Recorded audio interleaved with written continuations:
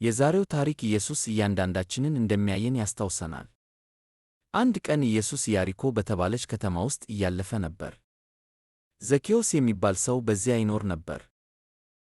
ዘኬዎስ ቀረጥ ሰብሳቢ ነበር። ብዙ ሰዎች ዘኬዎስን አይወዱትም ነበር። ዘኬዎስ ስለ ኢየሱስ ለማወቅ ጓጉቶ ነበር። ነገር ግን በጣም አጭር ስለነበር ከሕዝቡ መብዛት የተነሳ ለማየት አልቻለም። ስለዚህ ኢየሱስን ለማየት ሮጦ ወደ አንድ የሾላ ዛፍ ላይ ወጣ። ኢየሱስ ዛፉ ላይ አይቶት ቆመና እንዲህ አለው፣ ዘኬዎስ አሁኑኑ ውረድ፣ ዛሬ ወደ አንተ ቤት እመጣለሁ እኮ አለው። ዘኬዎስ ደነገጠ። ኢየሱስ ስሙን ያውቅ ነበር። ኢየሱስ መረጠው። ዘኬዎስ ፈጥኖ ወረደና በደስታ ወደ ቤቱ ሄዶ ኢየሱስን ሊቀበለው ተጣደፈ። በዚያን ጊዜ ሕዝቡ ማጉረምረም ጀመረ።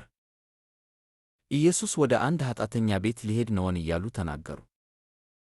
ዘኬዎስ ግን ቆሞ እንዲህ አለ፣ ከእኔ ያለውን ግማሹን ለድሆች እሰጣለሁ።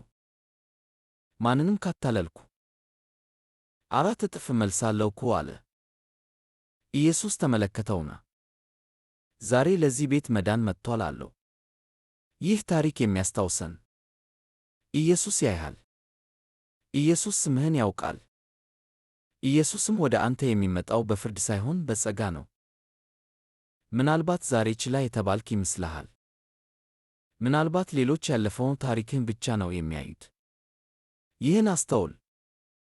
ኢየሱስ በስምህ ይጠራሃል፣ ወደ አዲስ ሕይወትም ይጋብዝሃል። ይህ ታሪክ አበረታታ። ተጨማሪ የመጽሐፍ ቅዱስ ታሪኮችን እና ሳምንታዊ ማበረታቻዎችን ለማግኘት ላይክ እና ሰብስክራይብ አድርግ።